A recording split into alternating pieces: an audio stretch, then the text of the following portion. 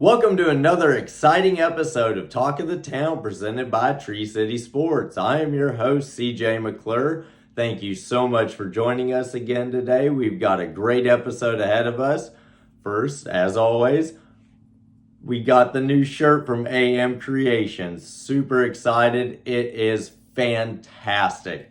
We are loving it. And she is making one for Parker as well, so he doesn't feel left out. We got you, buddy. We got you. And as always, on my way to the studio, I had to stop by Arrowhead Nutrition and get my morning drink. This one is called Diversity, and it's one of the best ones I've had yet, man. It's really, really good.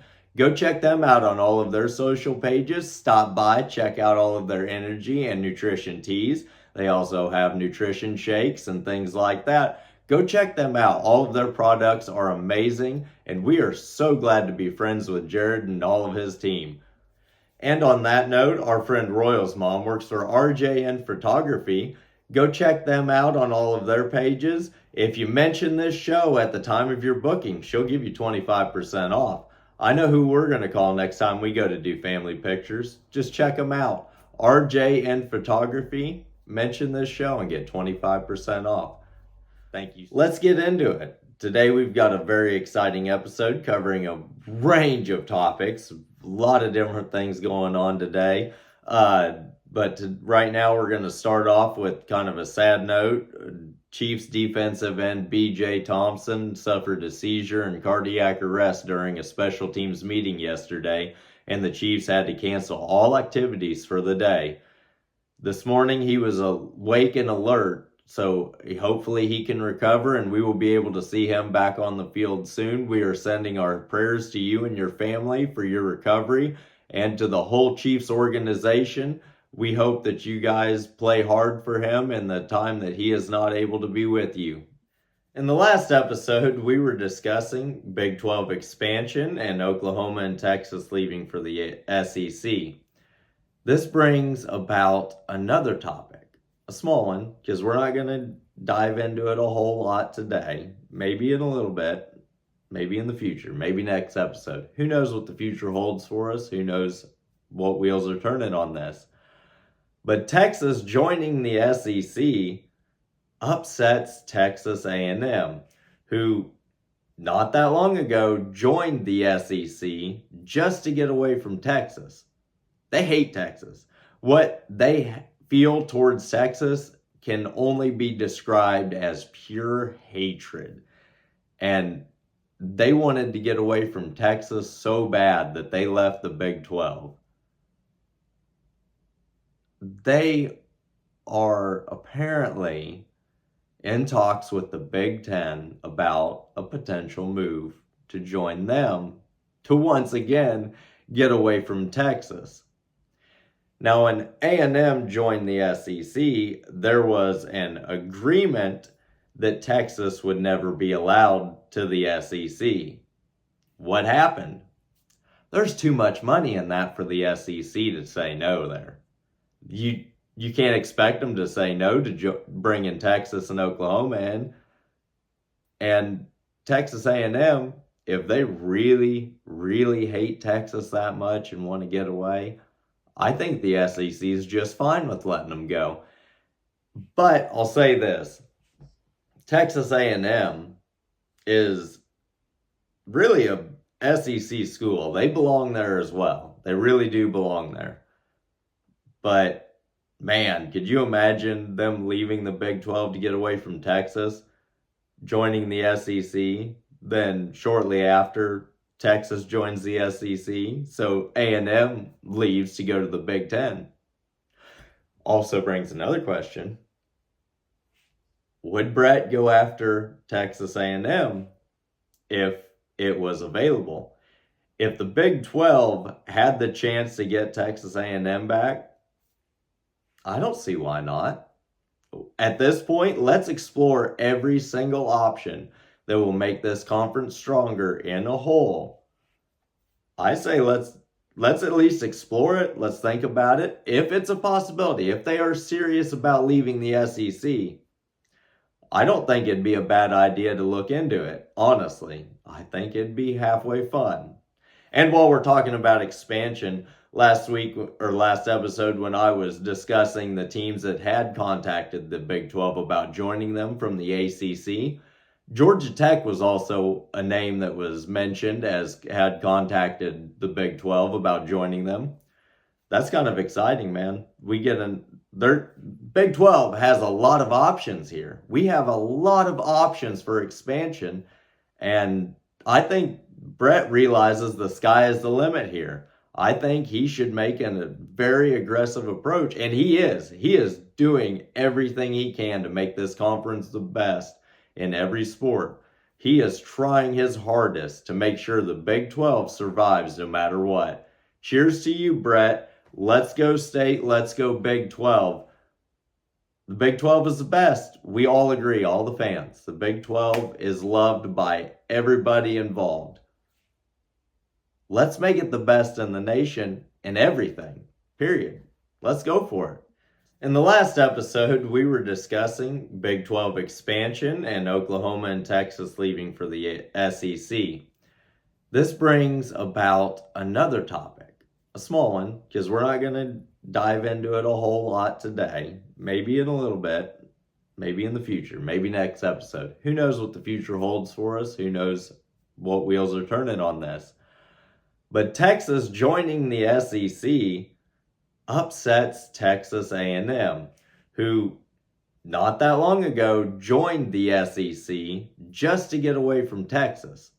They hate Texas. What they feel towards Texas can only be described as pure hatred. And they wanted to get away from Texas so bad that they left the Big 12. They are apparently in talks with the Big 10 about a potential move to join them to once again get away from Texas. Now, when A&M joined the SEC, there was an agreement that Texas would never be allowed to the SEC. What happened? There's too much money in that for the SEC to say no there.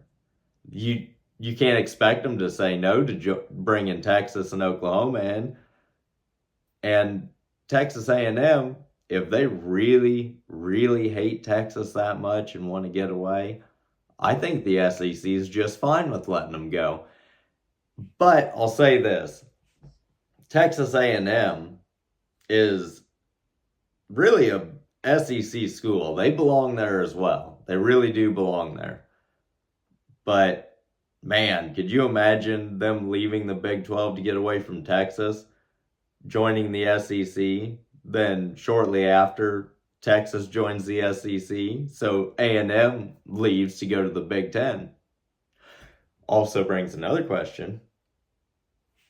Would Brett go after Texas A&M if it was available? If the Big 12 had the chance to get Texas A&M back, I don't see why not. At this point, let's explore every single option that will make this conference stronger in a whole. I say let's at least explore it. Let's think about it. If it's a possibility, if they are serious about leaving the SEC, I don't think it'd be a bad idea to look into it. Honestly, I think it'd be halfway fun. And while we're talking about expansion, last episode when I was discussing the teams that had contacted the Big 12 about joining them from the ACC, Georgia Tech was also a name that was mentioned as had contacted the Big 12 about joining them. That's kind of exciting, man. Their Big 12 has a lot of options here. We have a lot of options for expansion, and I think Brett realizes the sky is the limit here.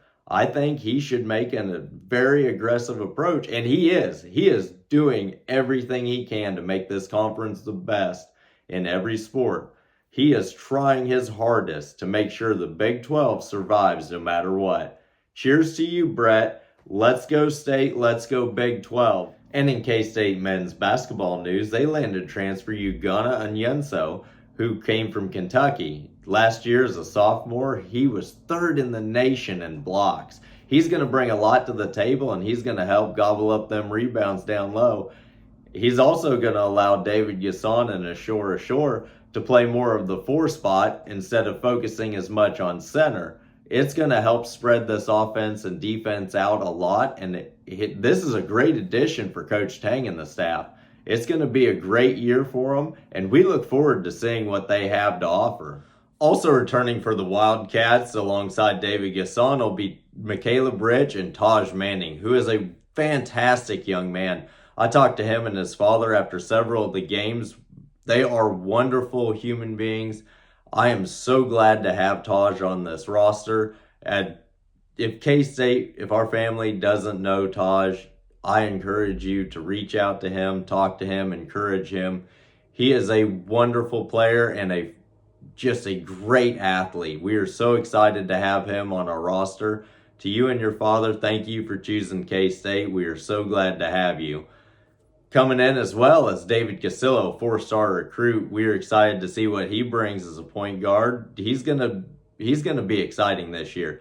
He was at several of the games as well, and you could tell by the atmosphere, the way he interacted with fans. They're excited he's here. He's excited to be here. It's an exciting time for K-State's men's basketball. And also coming in as 3-star recruit Chimobi Ikarukwa, who, man, if you haven't watched him play, he kind of reminds me of Quincy Acey. Go look at him play. He's going to be a great addition to this team as well. Ashore, who I mentioned earlier, coming in from Sanford. Max Jones coming in from Cal State. He's going to be another great addition. Bay Fall from Arkansas was a huge pickup for Jerome Tang and this staff. Great player. Cannot wait to see what he brings. Brandon Hasten from Villanova. I know a lot of our Wildcat fans are excited to see what he brings. We need the 3-point shooting, and we know that he can shoot it. He's going to be a great player on this roster, and he's going to bring great things to this team. CJ Jones coming in from Illinois Chicago is also extremely exciting. We cannot wait to see what he does. Doug McDaniel from Michigan. That's just, wow. They've got a great roster that they have built. They've got scorers, they've got assists, they've got rebounds, they've got blocks. They've got it all. I think this season has everything that they need to have a wonderful season and make a really deep run in the NCAA tournament. I cannot wait to see what happens this year. The worst part about this offseason for the Wildcats is what we lost. It's really sad because we lost a lot of great key players here. Losing RJ Jones to TCU, man, personally, that one hurt. I talked to RJ and his father after a lot of the games as well. Wonderful young man. He is so great to the fans, and he is such a smart basketball player. I wish him all the best at TCU. We hate that we have to play you, but, we can't wait to see you back in Bramlage sometime. Just good luck, man. We really enjoyed the time that we had watching you. We're losing Day Ames, the star freshman, losing him to Virginia. That one hurt. But I promise on this one, we're going to get some revenge on Virginia in the NCAA tournament. Parker's going to cover that a little bit later. Parker's just a great kid. I enjoy his stories. Dorian Finister was another wonderful young man who we lost to Sam Houston. Man, talked to him after several of the games. He is a great young man. It's just hard when you see these core players, these great team players leave after a season, but it's just the way of the NCAA now. There's not much we can do about it. And I'll tell you, Quez Glover, not being able to watch him play a game in Lavender really hurt. And I can't blame you for leaving, but I want to say right here, right now, I would have enjoyed watching you play with this team this season so much, but we understand and we will always support you and all the other Wildcat transfers no matter what. Let's go State. Jarrell Colbert is also transferring. Man, another big man, great kid. He is so good. It's just hard losing these players. The one that actually hurt the most, though, out of all those players, is Cam Carter. Man, he came up to me after a lot of the games this season. We talked for a minute. I told him how great he was. He is a wonderful player. He is one of my favorite players, and it was sad to see this season end the way that it did for him. But in the last game of the year, he didn't have much to say walking around Bramlage after the game. He didn't spend much time out of the locker room. But right before he walked into the locker room, he looks over towards the family section in the direction that I was standing. Not at me in any way. I don't want you to think I'm saying he was looking at me, because he wasn't. He was just looking up into the stands. And you could just see the absolute heartbreak on his face. And man, as a fan, that killed me. And I knew in that moment that he was going to go home to LSU. And I am so proud of Cam Carter and the way that he played for the Wildcats. Thank you so much for everything you gave to this program. And we're going to cheer you on no matter what. Let's go, Cam, you know. Now, when we were in Stillwater this last year, we were sitting right next to the student section. And they started off the game. Cam had a big shot, and I yelled, "Let's go, Cam." And I was excited. I was thinking this game was going to be great, not knowing that I was going to set off the entire student section, who then, every great play that Oklahoma State had, yelled and screamed in my direction. It was awesome. That's the kind of experience I love with the fans. We had this great friendly banter the entire game.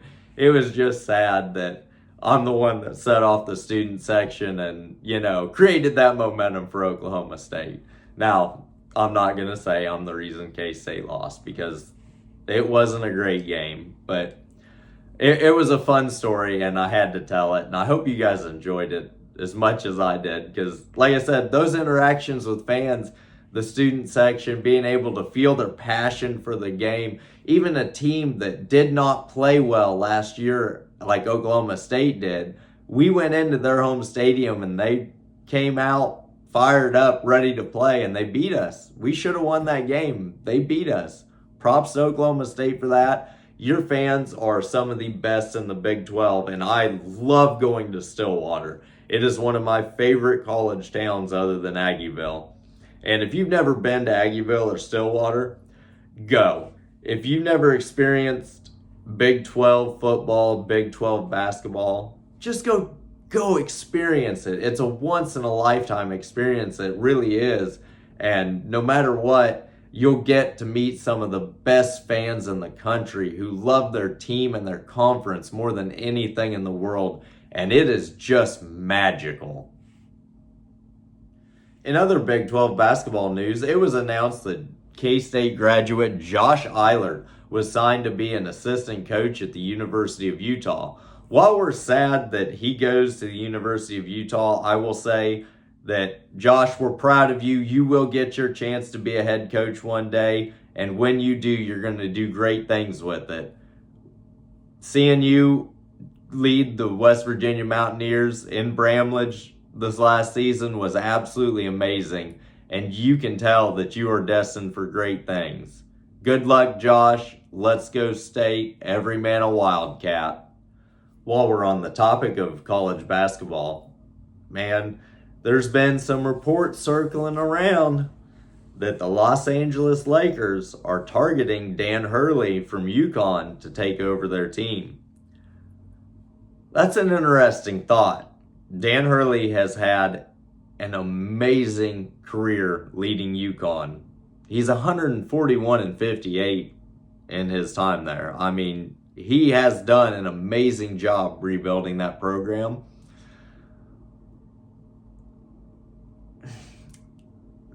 The thing that concerns me is the fact that you're a great coach in a great position. Maybe you want to take that step and be a head coach in the NBA. That's fine. But I will say, do you really want to be thrown into a situation where your success is based on the happiness of LeBron James and Anthony Davis and the rest of the players? I don't think as a head coach, that doesn't sound very appealing to me, having to deal with them. If you go in there with a great offense and LeBron just doesn't like it, then you don't work out as a head coach and you miss your opportunity after leaving a great program in UConn. I don't think that it would be wise for him to do that. I do understand the appeal. I absolutely understand the appeal and the chance to lead a historic team like the Lakers. But I can't imagine him giving up what he has going on at UConn right now. It's not likely, but again, I understand the appeal and I understand why he could want to do it. It makes sense, but I don't think that it's something that he should do. I think that he should probably stay as far away from LA as possible. And if you look at LA's recent head coach hires, they hired these guys just to appease LeBron and Anthony Davis, but then ousted them right after that, just because they weren't happy with them. I don't know that I understand that they wanted Ham as a head coach, but he wasn't a good fit and he wasn't ready to lead LA. And that was very apparent, but that's what the players wanted. And I think that LA should really take a step back and look and say, maybe we should look for a head coach based on who's going to lead this team to the NBA championship. Who's going to lead us to the finals and win a title for the Lakers? You can't always worry as much about the happiness of the players when it comes to building a team that wins consistently. Yes, you have to make your players happy, but there's a point at which they're not there to make basketball decisions. That's why you have a GM to take care of that stuff. Yes, they should have an input on who gets to be their coach, but they should not be the deciding factor of whether or not a head coach in the NBA has success. And if you only give them a year to do so, that does not make it appealing for other coaches.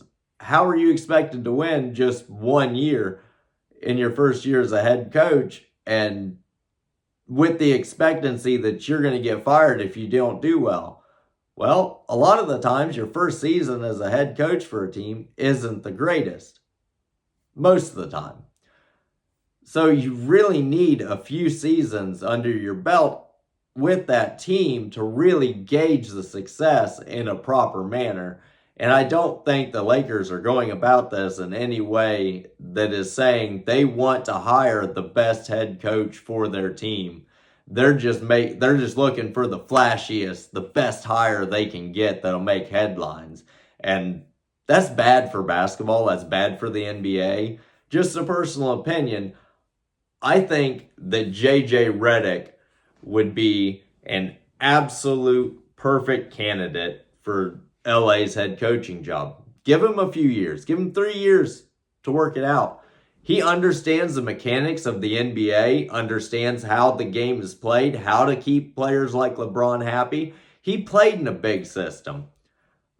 I think that he's the best fit that LA could have for their head coaching opening. And I don't think that it would be unwise to hardcore explore that and do everything they can to get him. I think that he would be a fantastic head coach for the Lakers. But again, you have to give him time to develop the player relationship with the players, develop game plans and things like that. You can't just oust him after 1 year. It does not work. And I don't think the recent record of the Lakers shows that they are committed to playing winning basketball. I think they are committed to making LeBron happy, and as long as he stays there, they don't really care what else happens. That's just the way it appears from the outside as a fan of the NBA. And it's kind of sad because it's not good for the brand of basketball. It's not good for the NBA. It's not good for the players. It's not good for the city of LA, honestly. But it also makes you think that if Dan Hurley was to leave UConn to go to LA to explore this opportunity, maybe he just can't say no. Maybe his dream is to coach in the NBA, and I understand that, and I fully support him chasing that dream. But if he leaves for the NBA,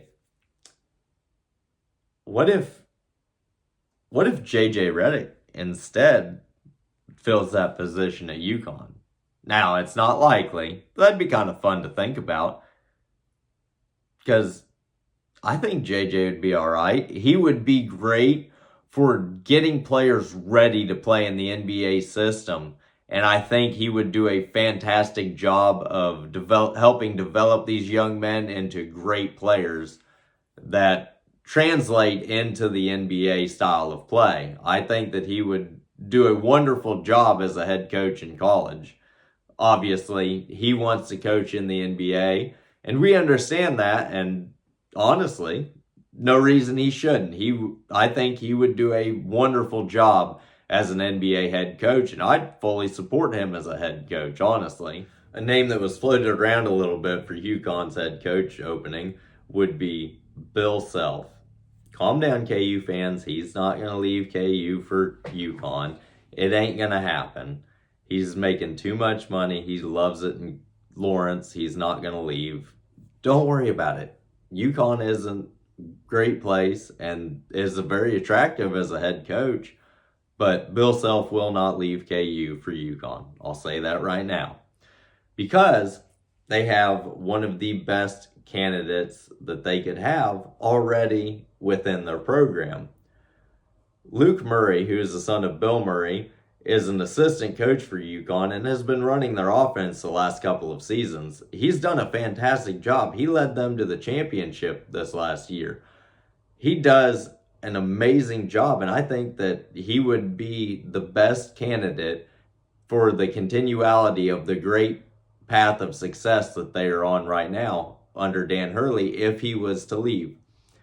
I don't think Dan Hurley will leave, but I think that if he does, the best person to replace him would be already in that program in Luke Murray.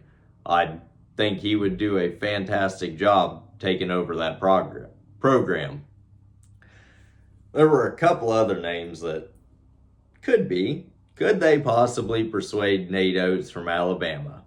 They're on track for good success, and he's doing a wonderful job there. What about Bruce Pearl at Auburn? He's doing a really, really good job with not much to work with. Could you imagine putting him in a system that's already established with the kind of money they have to put towards it? He could be an interesting one to fill that job. He could do really well there as well.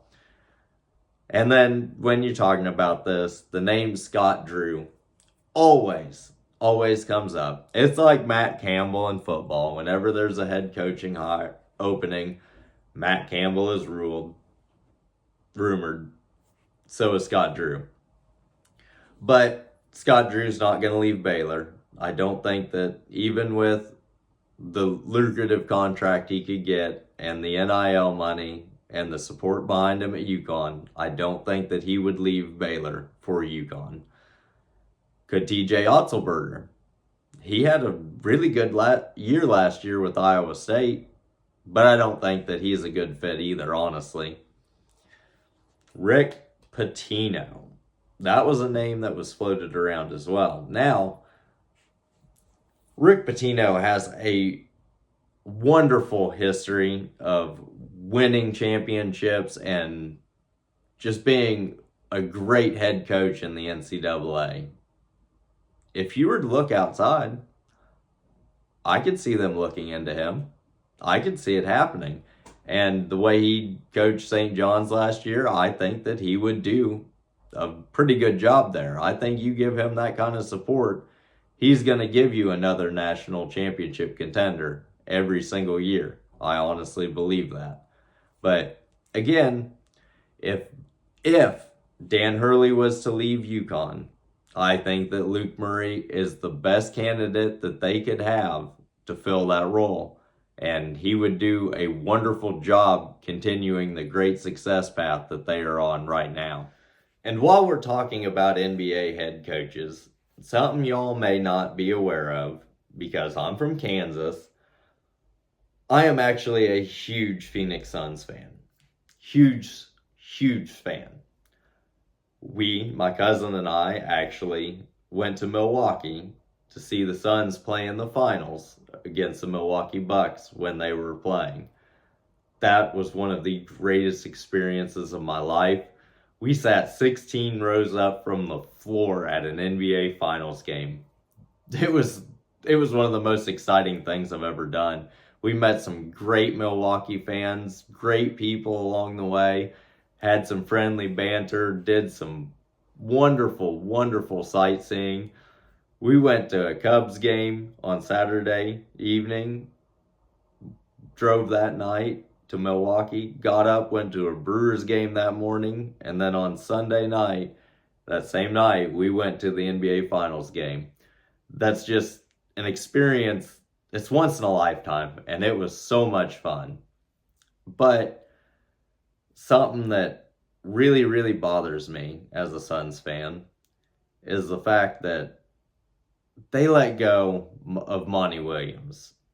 I think that they would have been better off keeping Monty Williams. Why? I'll say this right here, right now, very clearly. I do not believe Frank Vogel is fit to be a head coach in the NBA. I do not think he has the offensive or defensive mindset to last as a head coach in the NBA. And why the Suns hired him, because Kevin Durant wanted it, it was a bad look. They would have been a million times better off keeping Monty Williams for at least another year and seeing how it played out. The other thing that I will say is I'm a huge Kevin Durant fan. Always have been. From his time in Oklahoma City, I was a huge fan of his. I will say that I am one of the absolute biggest critics of the Kevin Durant trade. I think it was an absolutely horrible trade. We gave up Mikal Bridges. We gave up Cam Johnson and picks. Those were key role players for the Suns offense and defense. Great players that we wanted to be able to, as fans, we wanted them to be able to build around. And they traded them for Kevin Durant.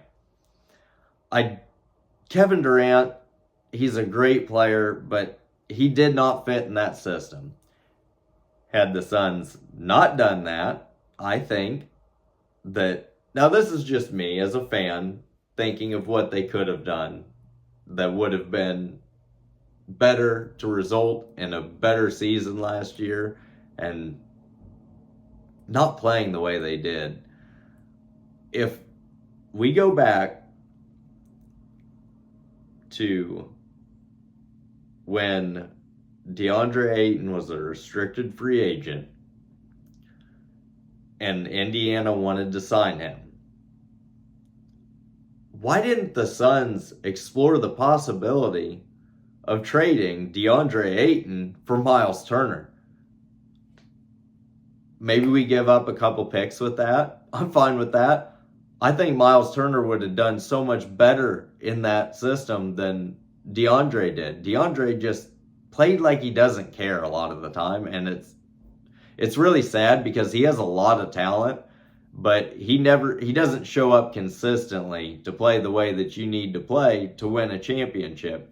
And he's just fine with getting his contract, getting his paycheck, and checking out, just showing up for games and just being there. The other thing that I will say is that before the Suns went to the finals, before they traded for Chris Paul, my cousin Austin and we were at a Suns game in Oklahoma City on December 20th. While we were sitting there at that game, I made the comment to him how great of a leader Chris Paul was for Oklahoma City. I said right then and there, almost a year before it even happened, I said, if the Suns had a leader and a point guard like Chris Paul, they may not, I will say they may not win the NBA Finals, but they will make it to the NBA Finals if they had a leader like him. And I followed that up by saying that that's exactly the kind of player they're going to target at the trade deadline and in free agency. The next year, what happens? Chris Paul shows up, just like I said. Then what happens? Just like I said, the Suns make it to the NBA Finals. So, for anyone who says, oh, this kid doesn't know basketball, I know basketball. I know the way this stuff works. I know how the system is played, a little bit anyway, at least enough to talk about it. If the Suns had traded for Miles Turner, traded DeAndre Ayton for Miles Turner, they could have gotten away with getting another point guard instead of Chris Paul. Maybe they still trade for Bradley Beal. Who knows? I kind of think that him and Devin Booker together is exciting, and I'd like to see how that relationship plays out in the future. But I think that we get rid of the Kevin Durant trade, so we still have Mikal Bridges and Cam Johnson. Look at where that roster could be. I mean, you make a couple key signings and not trade for Durant, keep those picks, maybe trade those for a starting point guard that will stay healthy. They would have been a lot better off under Monty Williams. They could have went back to the NBA Finals again, but instead they gave up on all of that and dismantled everything. I don't think that it was the best choice they could have made. Now, obviously, I'm not an NBA GM, so I don't have say on any of this. This is just fun. We're just exploring some fun things that could have happened. Because, as we know, the Suns did, in fact, trade for Kevin Durant, losing Cam Johnson and Mikal Bridges. The Suns did trade Chris Paul for Bradley Beal. They traded DeAndre Ayton to the Trailblazers. All this actually happened. And they went out and they basically just flopped in the first round. It was not a good showing and it was not a good season. Now, as a Suns fan, I'm really hopeful that they're able to turn it around with more continuality going into next year and be able to play together better as a team and win more games. But I don't think that those particular trades worked out for them in the way that they thought they would. I don't think they worked out for them at all, to be honest with you. And again, I'm a huge Suns fan. I will support the Suns till the day I die. But I definitely disagree with the decisions of the last few years, for sure. Now that I'm done talking about that, I promise I'm done ranting for now. Y'all can calm down, relax with me a little bit. Because right now, we're going to cut to Parker, and he's going to give you some news regarding K-State and West Virginia's baseball teams and the NCAA Super Regionals. He's got a lot to share today, and we're excited to hear his thoughts on everything going on in the sports world. Parker, take it away, buddy. What's going on, guys? Parker back here at Tree City Sports. Once again, glad to be on here, glad to be on with Calvin. Great to be back on the show, and let's get right into some baseball super regional news. So, we got K-State taking on Virginia today at 6 o'clock, and we got West Virginia taking on North Carolina at 5. That'll probably be before this video is uploaded, so those probably already happened. The scores might already be out, but I just want to talk a little bit about previews for those games. So, for Virginia and K-State, we have, for the Cats, Owen Borma on the mound taking on the Virginia Cavaliers. Owen tossed a pretty good game against the Louisiana Tech Bulldogs last week in the regional. We ended up taking that game 19-4. It was a split into 2-day game with the weather delay in Fayetteville, so they played 7 innings on Friday night and then ended up finishing the game on Saturday morning. So Owen actually threw a pretty good game. He held the Louisiana Bulldogs down, and hopefully he can keep the Virginia Cavaliers in check, because they have a team batting average above 330, and for the Cats that could be problematic. But the Cavaliers also have a team ERA of above a 5.5. So if the Cats could take advantage of that 5.5 team ERA, could have a barn burner up in Charlottesville, because their ERA is high, but their batting average is also high as well. So could be a high-scoring affair if we look deeper into things. So just wanted to kind of go over that.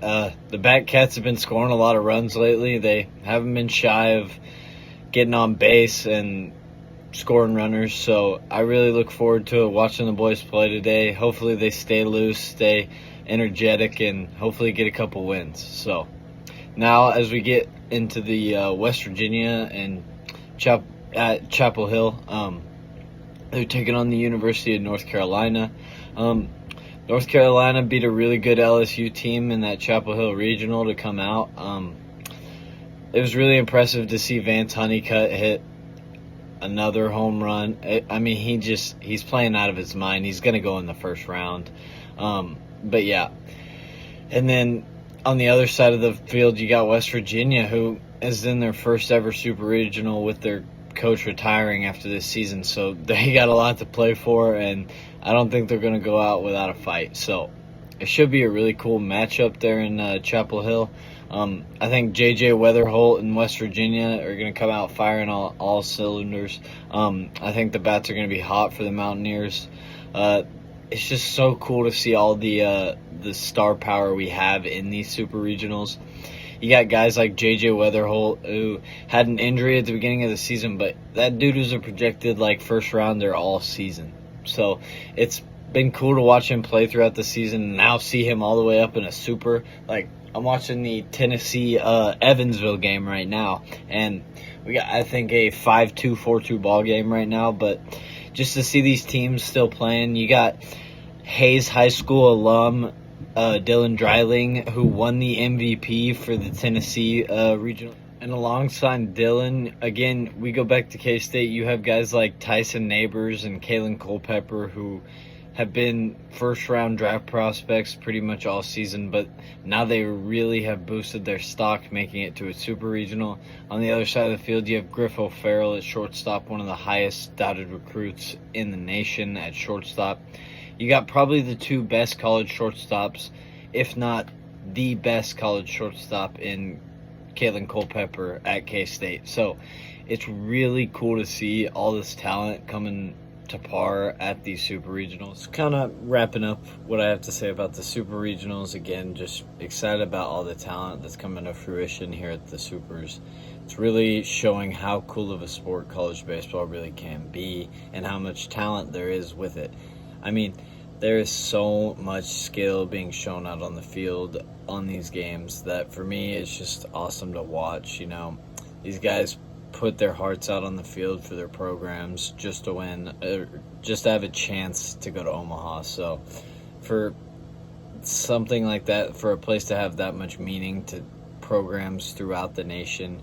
I just think Omaha is one of the coolest championship places in the nation in sports. It's just, there's something so nostalgic about Omaha every year. Every time the Charles Schwab Fields comes on the TV, it's just a great time of year. Summer's just starting. I mean, there's no better time than right now. But yeah, just branching off that, I hope the Cats get back at Virginia for taking day-to-day aims from us. That wasn't very cool, but hopefully they don't come to the Big 12 and whoop up on us in basketball. So let's hope we can get the W in baseball. But yeah, go Cats, and let's move on to a little bit more news. All right, moving on to some more news. We got K-State picking up transfer from Kentucky, Ugana Onyenso. Hopefully I didn't butcher that too bad, but huge pickup by Tang and the Cats. Can't wait to have him a part of the crew. And, you know, that's a huge pickup for our viability options now at center. We can move a lot of positions around. We have a lot more change in our lineup, I would say. But yeah, huge pickup for Tang and the Cats, and I can't wait to see him play at Bram. And then lastly, here to kind of wrap up, I want to just give a big shout out here. I know Calvin already did the shout outs for this week, but huge player shout out to Cole Pladson out of Clay Center High School, 3A phenom. He's committed to Oklahoma State in the class of 2025. He just went ahead and took home the Gatorade Player of the Year 27 years later, after his dad Corey won Gatorade Player of the Year in North Dakota. Such a cool accomplishment for the Pladson family there. Back-to-back Gatorade Player of the Year athletes in 2 generations. So yeah, congratulations Cole and the Pladson family. So cool to see, and hopefully you have a great senior season next year in football, baseball, basketball, whatever it is. And again, congrats, buddy. All right, guys, that's all I have for you today here on Tree City Sports. I want to thank again Calvin for having me on. Hope we can give you guys a lot more information throughout the summer and forward on through that. It's been an honor to be on here talking through his platform and sharing information about sports. It's really fun to talk about sports on here, and we're going to bring you guys a lot more content throughout the summer. And hopefully you guys enjoy. Like and hit that subscribe. Put that bell button on, and go Cats. Thank you so much for that, Parker. We are so excited for our future together and see what stories you bring us next. There's a lot of exciting things going on in the world of sports. We got a lot to cover, a lot to talk about. I'm so glad to have you along with us for the ride. Thank you so much, Parker. Now, it's time to move on to our Kansas Athlete Spotlight presented by Arrowhead Nutrition. We have a very special one today. But first, we're going to get into our first athlete, Drayton Knoll from Holcomb, Kansas. He's a 6'5", 305-pound, 3-star offensive lineman from Holcomb. He's got it all, man. He's a great athlete, great young man. Everyone you talk to says he does so much for not only himself, but his teammates and his coaches. He's a wonderful young man, and we are so glad to spotlight him here on our Kansas Athlete Spotlight presented by Arrowhead Nutrition. He's visited both KU and K-State, so that's exciting. Let's go State. Hopefully we can pick up another great offensive lineman to add to our great history of the ones we've produced for the NFL. He also holds offers from Duke, Eastern Michigan, Cornell, and Dartmouth. So, man, great job, Drayton. We are so proud of you, and we look forward to what you have in store for Kansas in the future. This one is really, really special because he doesn't know that I'm doing this before I'm shooting it. So this is exciting, but our very, very special spotlight today will be on Parker Bundy. Man, he is such a great kid, and I love having him on the show. He's a graduate of the 2024 class of Manhattan High School. He's going on to play baseball at Allen County Community College. his dream is really to play for K-State. And so let's get on that, man. He's got a great future ahead of him, and we are so excited to have him on the show. But we want him to succeed in his baseball career, and we're going to support him all the way through his goals. Parker, congratulations on everything you've done. And everybody in our K-State family, do everything you can to support this wonderful, wonderful young man. Thank you so much, Parker. And we actually have a third athlete for our Kansas Athlete Spotlight presented by Arrowhead Nutrition. This one is really, really special to all of us. Our friend Royal, this is your shout out, bud. It was absolutely amazing. We had him back for a game this week. You could tell he was excited to be back. We were so excited to have him back. Royal, we are so glad to share you in our Kansas Athlete Spotlight. Welcome back to the team. We pray that everything comes back to normal for you. We are so grateful to have you back on the team again, and we cannot wait to see how you play the rest of the season. And that is it for our Kansas Athlete Spotlight presented by Arrowhead Nutrition. What an exciting episode we had today. We've got a lot more stories to tell. A lot more content coming your way. Thank you guys so much for the overwhelming support, not only from our K-State family, but from the Big 12 family and all of our fans. We are so glad to have you tune in with us. This is so much fun for me to be able to do, and I'm so thankful that you guys allow me to tell you guys my side of the stories of what's going on in the sports world. Again, a huge shout out to AM Creations who make our shirts. Again, Parker, we're getting you one very, very soon, bud. Promise that. You're not going to be left out. A huge shout out to RJN Photography. Again, if you mention this show, she'll give you 25% off. Sue, we're going to have do our next family pictures, that's for sure. And more than anything, I have to give a huge shout out and a thank you to Arrowhead Nutrition for everything they've done for the show and for me personally. You guys are absolutely amazing. I love all of your products.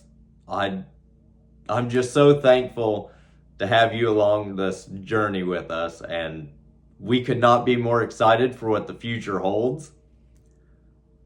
That's it for the show today, guys.